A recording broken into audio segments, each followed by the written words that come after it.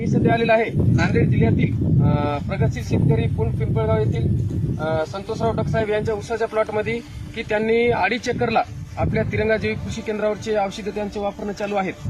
तर नेमकं मी आज त्यांच्या प्लॉटमध्ये आल्याच्या नंतर शेतकरी म्हणले की बा चला एकदा माझा प्लॉट बघून घ्या.